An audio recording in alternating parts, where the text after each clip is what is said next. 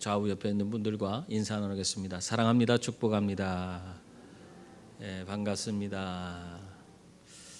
한 건축가가 역사의 길이 남을 그런 멋진 다리를 건축하기를 원했습니다. 그래서 참 열심히 준비하고 그것을 막상 만들 수 있는 기회를 얻었습니다. 그래서 그가 정말 밤낮 없이 열심히 준비해서 설계를 하고 여러 가지 계획을 세우고 그리고 이제 막 시공 단계에 들어갔는데 그만 이 건축가가 큰 병에 걸려서 수술을 받아야 됐어요.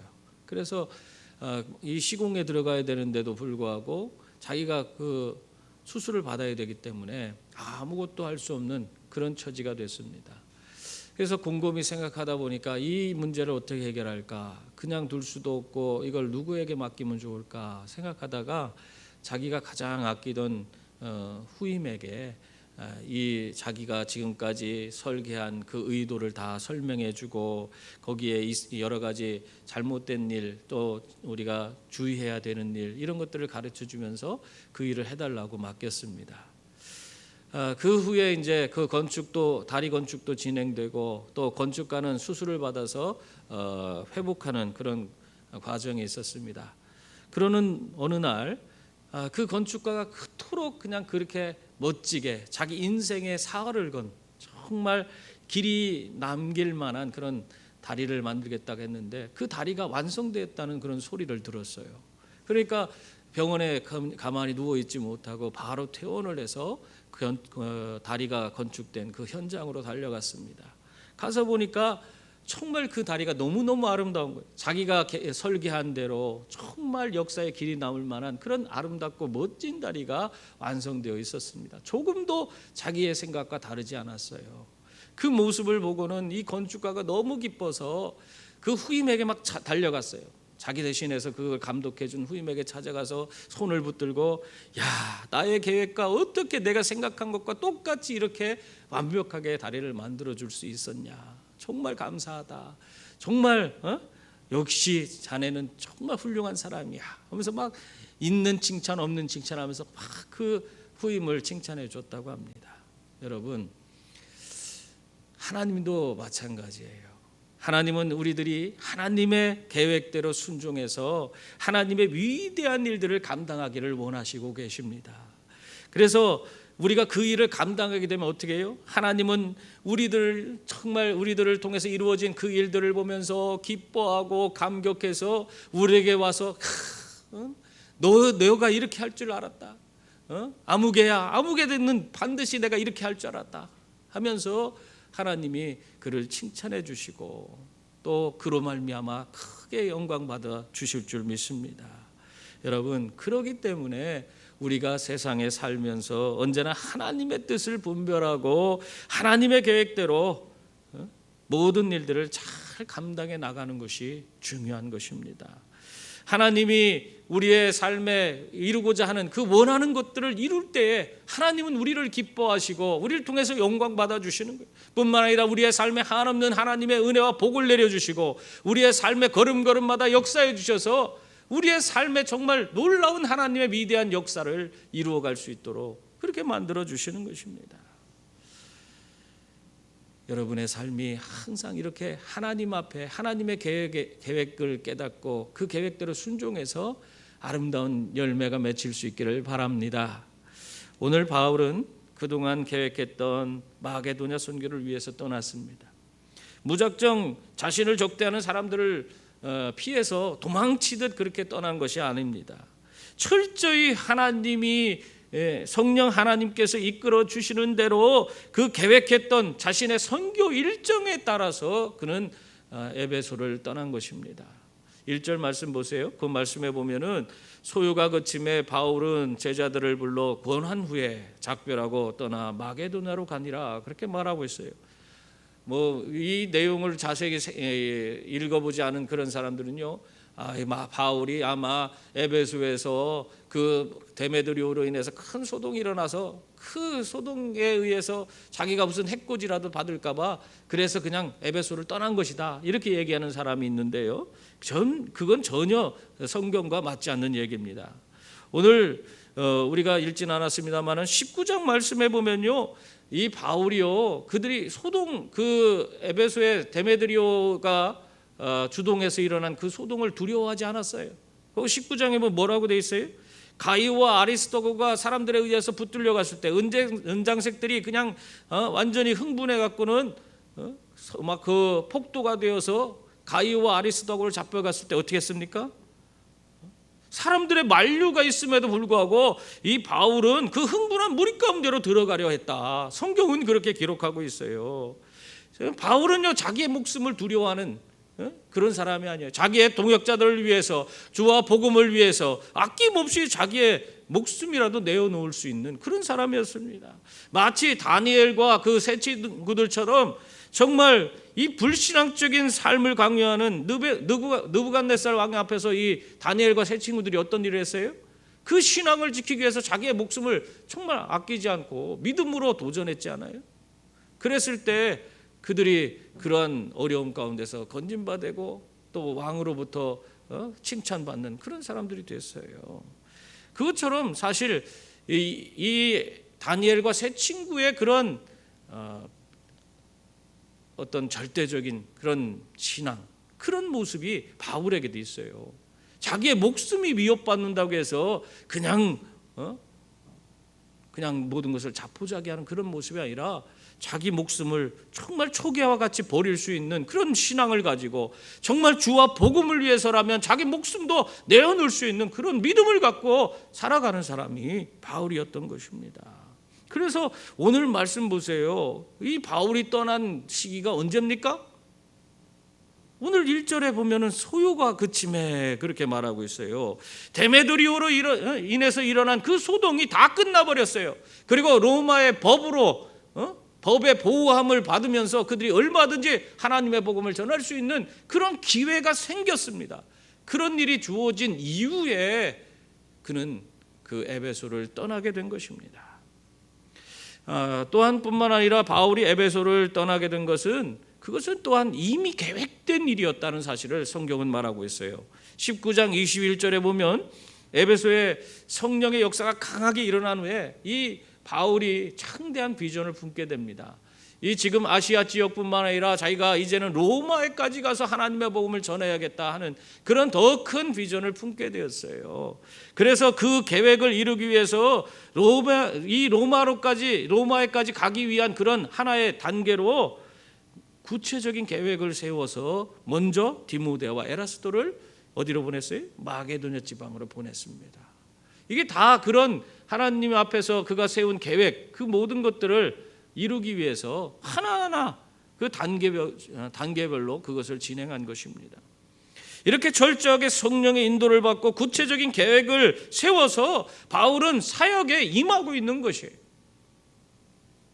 대충 하는 것이 아닙니다. 어떤 사람들은 그냥 아무 계획 없이 그냥 무조건 발길 닿는 대로 가서 뭐 선교를 한 것처럼 생각하는데 그렇지 않습니다.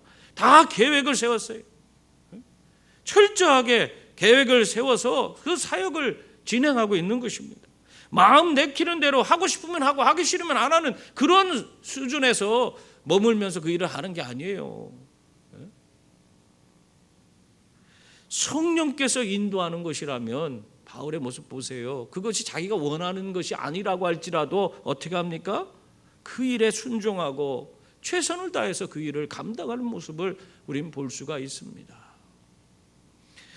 그러므로 여러분, 하나님이 우리들에게 부여해 주신 사명을 여러분들이 정말 제대로 감당하기를 원하신다면 우리들도 바울처럼 성령의 인도하심을 따라서 모든 것을 행하되 철저하게 계획을 세워서 그 모든 것들을 감당해 나가야 하는 것입니다. 그렇지 않고 규모 없이 행하다 보면 어떻게 돼요? 오히려 하나님의 일을 그르치는 거예요. 오히려 잘못된 그런 엉뚱한 일들을 벌려서 하나님 일들을 가로막는 그런 자가 될 수밖에 없는 것입니다. 독실한 그런 신앙을 가진 한 자매가 있었어요. 그래서 어떤 한 청년과 참 사랑을 하게 돼서 결국에 결혼하기 위해서 그 형제를 데리고 아버지에게 인사시키러 왔습니다. 그래서 같이 이제 식사를 마치고 나서 그 아버지가 그 신랑감을 딱 앞에다 데려다 놓고 질문을 합니다. 뭐라고 하냐면 그래 자네는 장래 계획이 무엇인가? 그렇게 물었어요. 그러니까 이 친구가 하는 소리가 저는 성경학자가 되는 것입니다. 그렇게 얘기하는 거예요. 그래 훌륭하네. 성경학자 좋지. 근데 나는 궁금한 것이 내 딸을 위해 자네가 뭘 해줄 수 있느냐야. 자네는 내 딸을 위해서 무엇을 해줄 수 있지? 그렇게 물었어요. 그러니까 이 친구가 또 대답을 하는데 저는 공부를 할 겁니다. 그러면 하나님께서 모든 것을 책임져 주실 것입니다. 그렇게 얘기를 하는 거예요. 그러자 이 아버지가 답답하잖아요.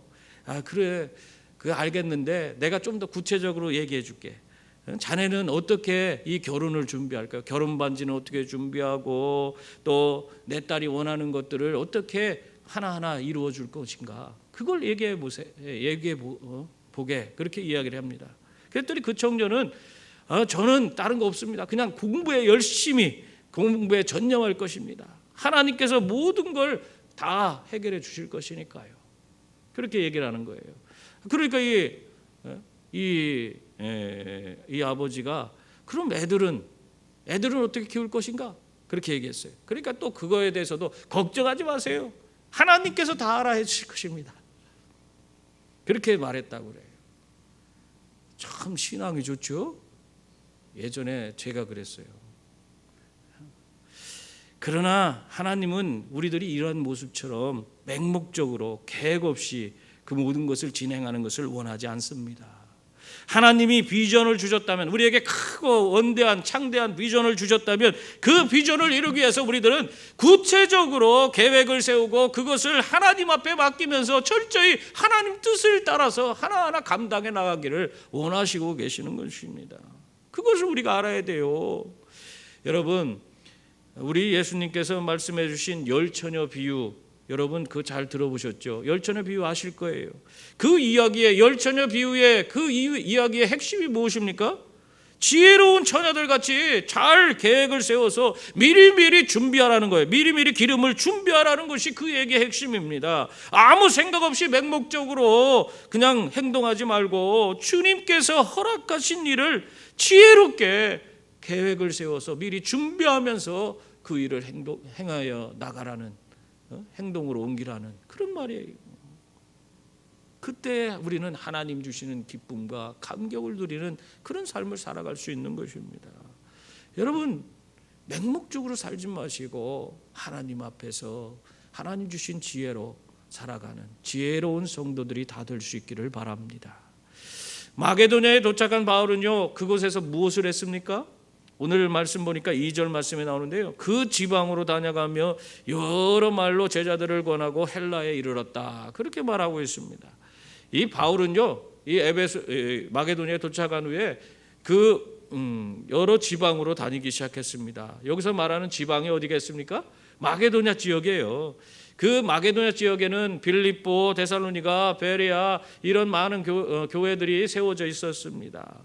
바로 바울이 예전부터 그곳에 다니면서 정말 하나님의 복음을 열심히 전하고 하나님의 교회 공동체를 그곳에서 세웠던 그런 장소 아닙니까?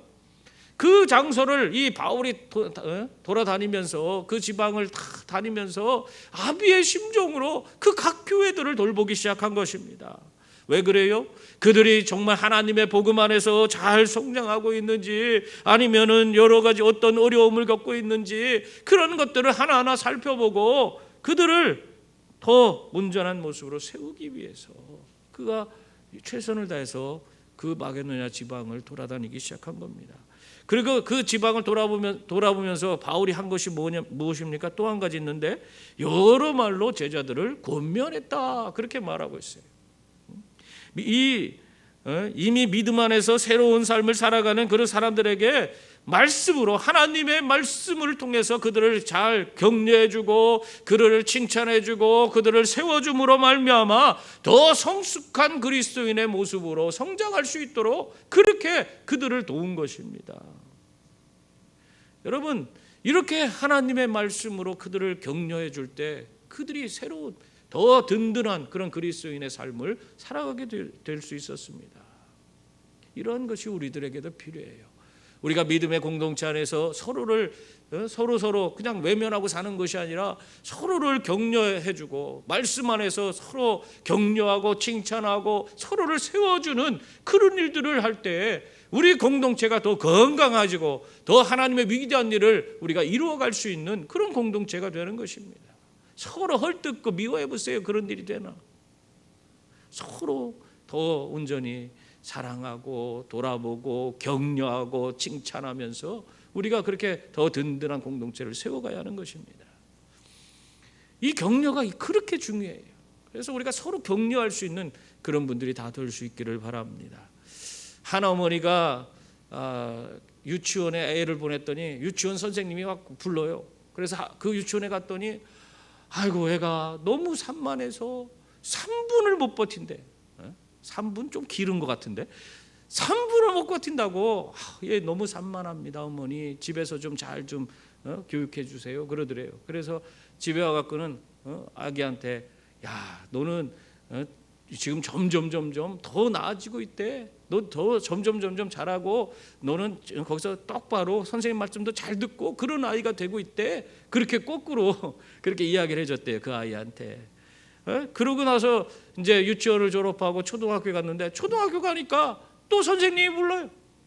그래서 선생님이 불러서 또 학교를 찾아갔더니 그 선생님 하는 소리가 어머니 이 아이는 약간 지능이 낮은 것 같아요. 그렇게 얘기를 하더래요. 그래갖고는 너무 실망했잖아요. 그런데 또 그 아들을 붙들어 놓고는 이 어머니가 야 네가 조금만 노력하면 점점 더 좋아진대. 너 점점 똑똑해질 수 있대.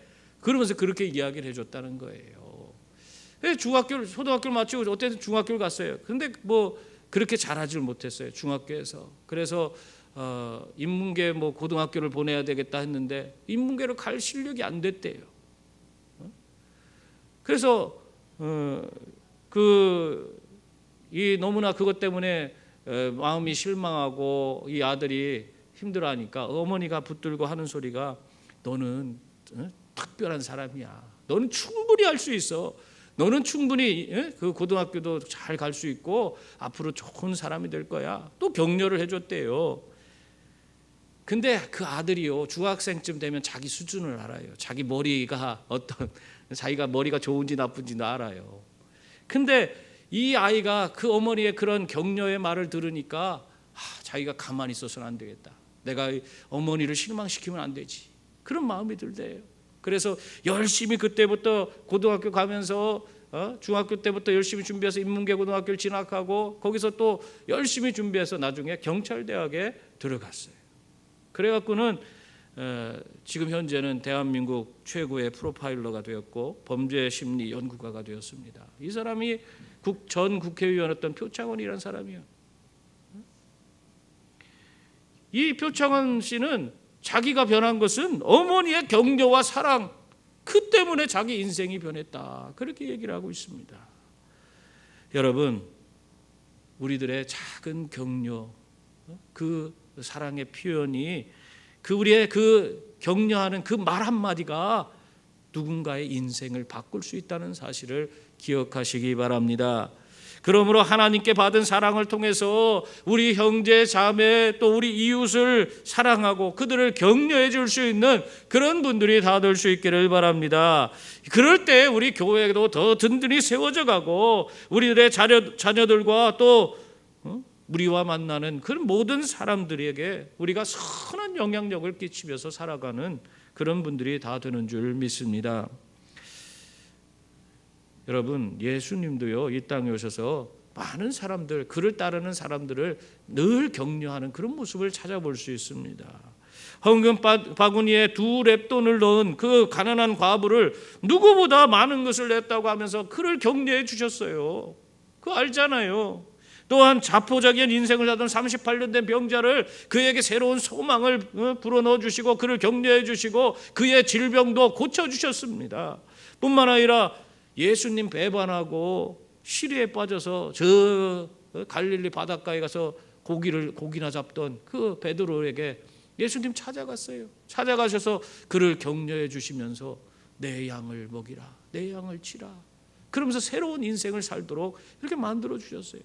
우리 예수님이 그렇게 살았어요. 예수님이 격려하는 그런 모습으로 우리를 새로운 인생으로 바꿔주시고 이끌어 주셨습니다. 성경에 보면 이러한 주님의 모습이 너무나도 많이 나오고 있어요.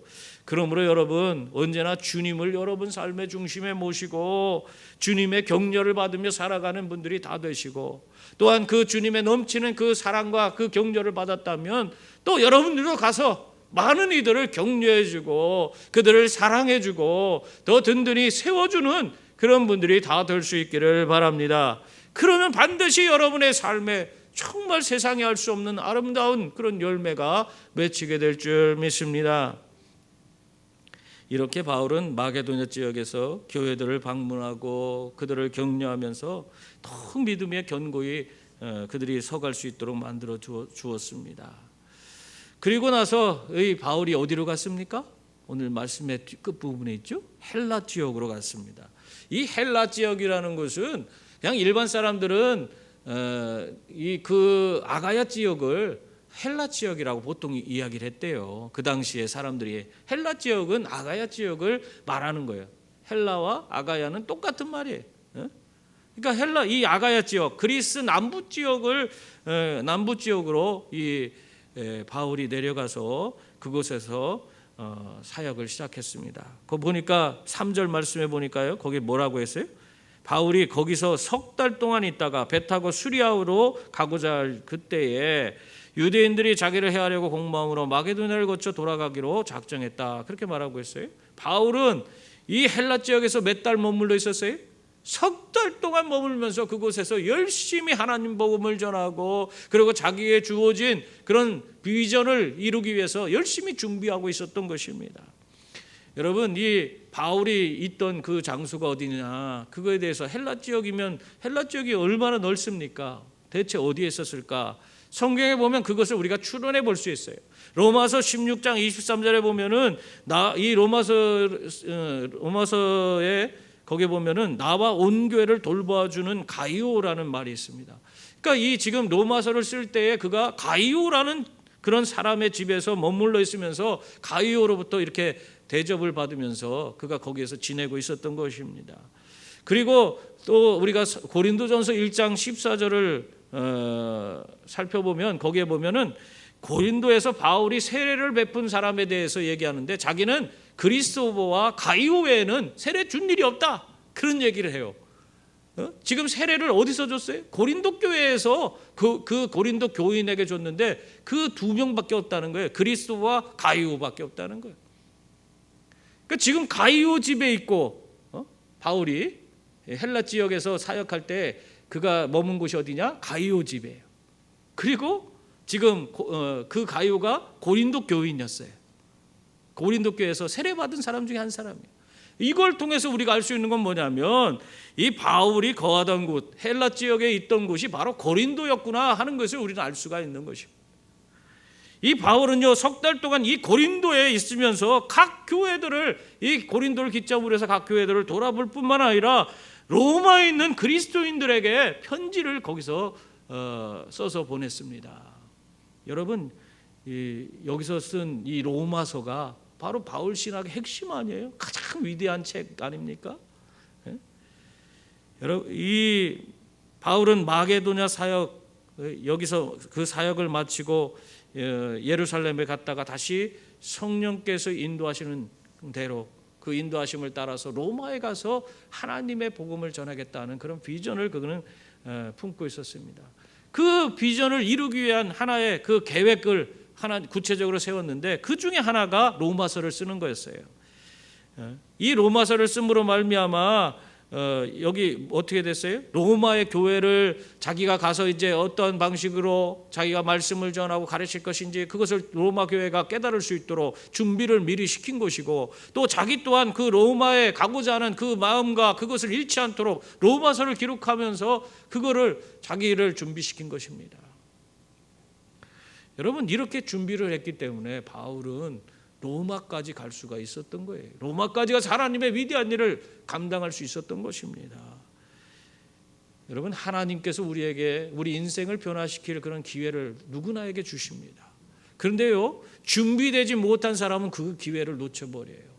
뭐 이게 기회다 하고 내가 깨닫는 순간 그 기회는 지나가 버리고 마는 거예요. 준비된 사람은 이미 기회가 오면 그거를 잡을 수 있지만은, 그것이 준비되지 못한 사람은 기회라고 생각했는데 그 기회는 가버렸어.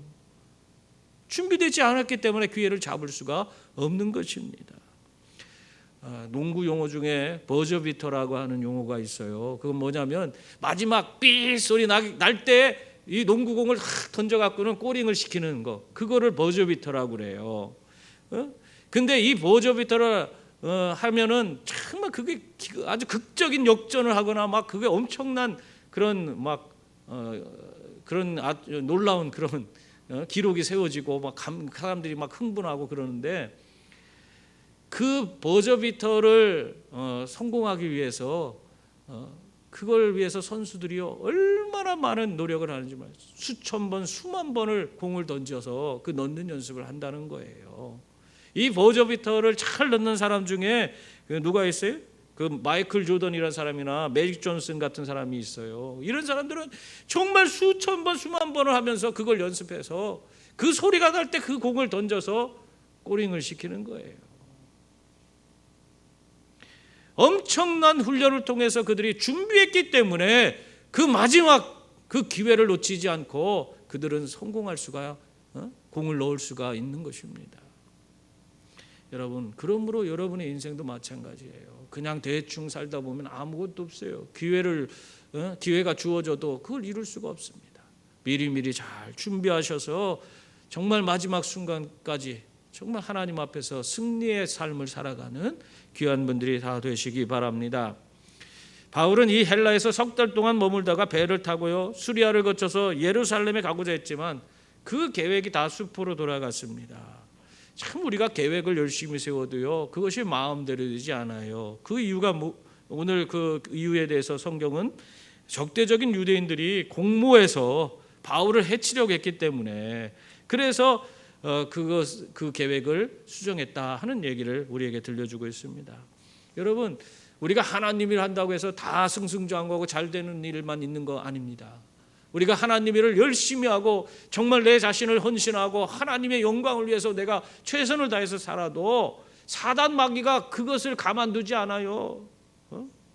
우리가 하나님 앞에 정말 하나님의 그 부르심 가운데서 위대한 일들을 펼쳐나가는데, 하나님 사단 마귀는 그것을 시기하고 질투하고 해서 원수들을 통해서 우리를 어떻게 해서든지 걸고 넘어지려고 그렇게 만드는 거예요. 여러분, 그러기 때문에 우리가 정말 하나님 앞에서 깨어있지 않으면 안 되는 겁니다. 내가 하나님 일을 열심히 할 때에도 더 열심히 기도하고 더 하나님 바라보고 하나님 의지해야 되는 거예요. 그래서 마귀의 이러한 공격이 우리에게 삶에 찾아올 때 어떻게 해야 돼요? 끊임없이 마귀의 공격은 찾아오게 돼 있어요. 그것이 그치는 게 아니에요. 사단 마귀는 우리들이 하나님 뜻대로 사는 거 원하지 않아요. 우리가 하나님 일들을 이루는 걸 원하지 않아요. 어떻게 해서든지 그걸 무너뜨리려고 하지요. 그렇기 때문에 우리는 늘 깨어서 기도하면서 마귀를 대적하는 그런 분들이 되셔야 돼요. 마귀를 피하고 숨는 것이 아니라 마귀를 대적해서 우리가 그것을 이겨내야 하는 것입니다. 내 힘으로 그것이 됩니까? 우리가 하나님 일을 하다 보면요 정말 하나님의 힘과 능력으로 해야 된다는 거 알면서도 내 힘과 내 경험 이런 거에 치우쳐서 일을 할 때가 많아요. 그렇게 되면 항상 실패하게 돼 있어요. 영적인 일을 우리가 감당할 때에 우리가 정말 하나님이 주시는 그 영적인 힘과 능력으로 그것을 감당하지 않으면은 어떻게 돼요? 우리 육적인 그런 힘과 능력으로는요 영적인 존재인 마귀를 이길 수가 없는 거예요. 그래서 우리는 실패할 수밖에 없어요. 넘어질 수밖에 없어요. 그렇기 때문에 우리들은 항상 하나님을 우리의 삶의 중심에 모셔드리고 그분이 내 삶을 다스리도록, 그리고 그분께 내가 내 삶의 모든 것을 맡기고 그분을 온전히 바라봐서 그분이 주시는 힘으로 그 일들을 하는 거예요. 감당해 나가는 것입니다. 그때 우리에게 진정한 승리가 주어지는 줄 믿습니다. 오늘 또한 4절에 보면은 바울이 그러한 일들을 겪으면서 그가 위로를 받을 수 있었던 것은 그와 함께하는 동역자들이 있었기 때문이다 하는 것을 우리는 살펴볼 수 있어요. 4절 말씀이 그 동역자들을 우리에게 소개하고 있는 말씀인데요. 거기 보면 아시아까지 함께 가는 자는 베레아 사람 브로의 아들 소바더와 데살로니가 사람 아리스타고와 세군도와 더베 사람 가이오와 및 디모데와 아시아 사람 두기고와 드로비모라 하며 이 지금 동역자들의 이름을 이렇게 기록하고 있습니다. 여러분, 하나님의 일을 감당하면서 이렇게 함께 동역할 수 있는 사람이 있다는 거, 이것이 얼마나 큰 복인지 모릅니다. 정말 든든해요.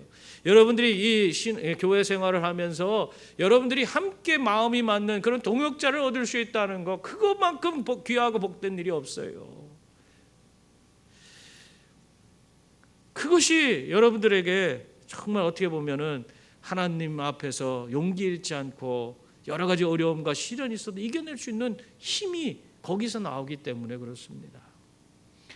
오늘 이 동역자들과 6명을 소개하고 있는데 그 사람들과 더불어서 한 사람이 더 소개되고 있습니다. 그게 누구냐면 바로 이 사도행전을 기록한 누가입니다. 그럼 5절 말씀 보세요. 거기 보면은 그들이 먼저 가서 드로아에서 우리를 기다리더라. 바울을 기다리더라가 아니라 우리를 기다리더라 그렇게 말하고 있어요. 기다리더라. 발음이 잘 안 되네. 네. 바울을 기다린 게 아니고 우리를 기다렸다 그렇게 말하고 있어요. 네?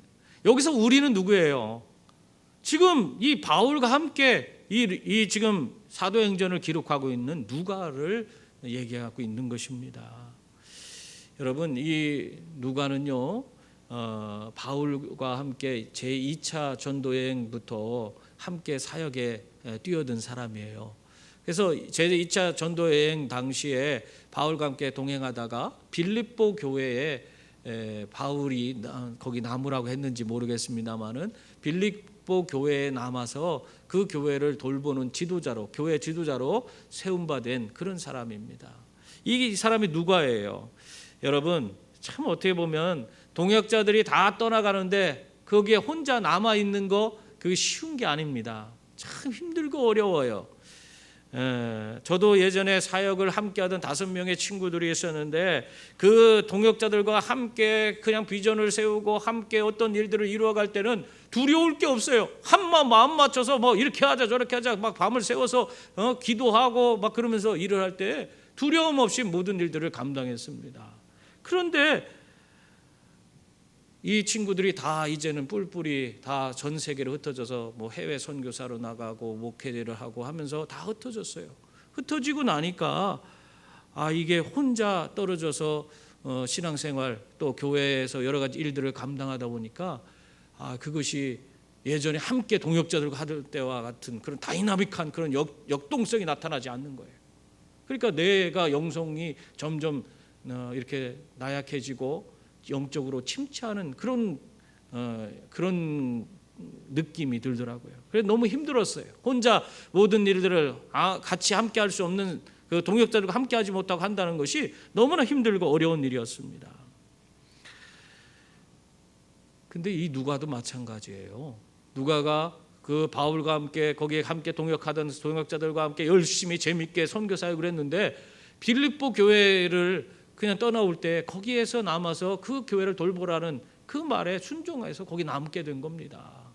그것이 쉬운 게 아니에요. 힘들고 어려워요. 그러나 하나님의 복음을 위해서, 주와 복음을 위해서, 하나님 나라를 위해서 그런 묵묵히 그 일을 수행하고 있었던 것입니다. 여러분, 이렇게 정말 하나님 앞에 이 누가는 최선을 다해서 자신의 삶을 헌신하고 또 하나님 말씀 앞에 순종했습니다. 그 누가를 바울이 기억했어요.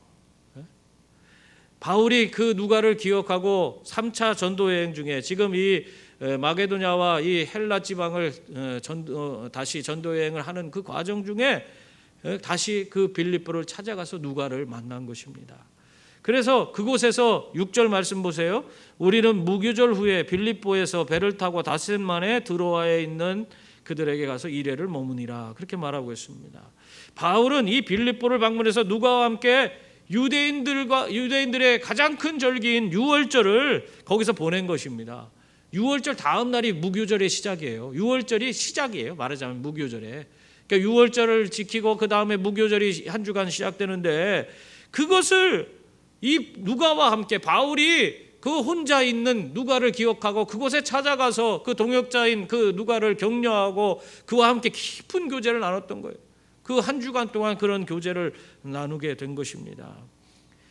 이 깊은 교제를 통해서 그들이 온전히 다시 영적으로 회복되고, 온전히 그들은 이 이후로부터 바울이 가이사랴 빌립보 감옥에 2년간 갇혀 있었는데, 그때 빼고는 바울이 죽을 때까지 누가는 바울과 함께 동행하는 그런 동역자가 되었습니다. 여러분, 이들이 누구보다 각별한 관계 속에서 주와 복음을 위해 함께 그렇게 모든 일을 감당할 수 있게 된 것입니다. 이 깊은 교제를 그들이 나눴기 때문에 가능한 것입니다. 찰스 스펄전 목사님이 주일날 깊은 교제에 대해서 설명을 했어요. 이 깊은 교제가 뭐냐, 그걸 가지고 설교를 했는데 이렇게 얘기를 했습니다. 우리는 서로의 진심을 나눌 필요가 있습니다. 이것은 하나님에게도 사람에게 반드시 필요한 일입니다. 그러므로 기도와 교제는 정말 전심으로 숨기는 것 없이 모두 열린 마음으로 해야 합니다. 이 이야기를 하니까 예배를 마치고 한 성도가 찾아왔어요. 그러면서 하는 소리가, 아이 목사님, 저는 정말 깊은 교제를 하고 싶어요. 근데 저의 치부를 보인다는 것은, 그거는 사람뿐만 아니라 하나님 앞에서도 그 일은 도저히 난 못하겠어요. 그 얘기를 하는 것입니다. 그러자 이 스펄전 목사님이 그에게 이렇게 얘기했다고 합니다. 맞습니다. 그것은 정말 힘든 일이에요. 그런데 그것은 반드시 필요한 일입니다. 깊은 상처를 입은 환자가 상처를 치료하려면 어떻게 해야겠습니까? 자신의 그 상처를 의사에게 다 낱낱이 보여주지 않고는 그 상처를 제대로 치료받을 수 없는 것입니다. 그와 마찬가지예요. 그렇게 이 성도에게 얘기해 줬다고 그래요. 여러분, 우리가 영원히 함께 할 수 있는 그 동역자를 얻기 위해서 우리가 해야 하는 일이 뭡니까? 먼저 가면을 벗는 겁니다. 나를 가리우고 있고 숨기고 있는 가면을 벗어 던져야 되는 거예요. 그래서 진실한 모습으로 거짓 없이 서로를 대할 수 있을 때에 우리는 서로 우리 가운데 있는 그 모든 막힌 장벽들이 무너지고 온전히 하나 될 수 있는 그런 동역자가 되는 것입니다. 그러므로 여러분, 가면 없는 진실한 모습으로 깊은 교제를 나누면서 정말 이 교회 안에서 죽을 때까지 함께 할 수 있는 동역자들을 세워갈 수 있는, 서로 동역자를 만날 수 있는 그런 분들이 다 될 수 있기를 바랍니다. 그래서 정말 우리의 동역자들과 한 마음 한 뜻이 되어서 하나님의 위대한 그런 새 역사를 써내려가는 그런 위대한 분들이 다 될 수 있기를 바랍니다. 사랑하는 성도님들, 바울은 이렇게 철저히 성령의 인도하심을 따라서 그가 자신의 모든 그런 사역의 그 계획을 치밀하게 세우고 그 모든 일을 감당해 나갔습니다. 그리고 그 일들을 또한 동역자들과 함께 하면서 이루어 갔습니다. 그러므로 여러분, 우리들도 마찬가지예요. 우리도 언제나 성령의 인도하심을 받아서 믿음으로 나아가는 분들이 다 되시고, 또 우리의 우리 형제 자매들과 정말 가면을 벗고 온전히 친밀한 그런 동역자를, 친밀한 가운데서 동역자를 서로 만나게 되므로 정말 그들과 함께 아름다운 하나님의 위대한 일을 이루어갈 수 있기를 바랍니다. 그래서 정말 여러분들이 여러분들을 통해서 하나님이 이루시는 위대한 일을 경험하면서 날마다 기뻐하고 감격하고 하나님께 영광 돌릴 수 있는 분들이 다 되시기를 주님의 이름으로 축원합니다. 기도하겠습니다.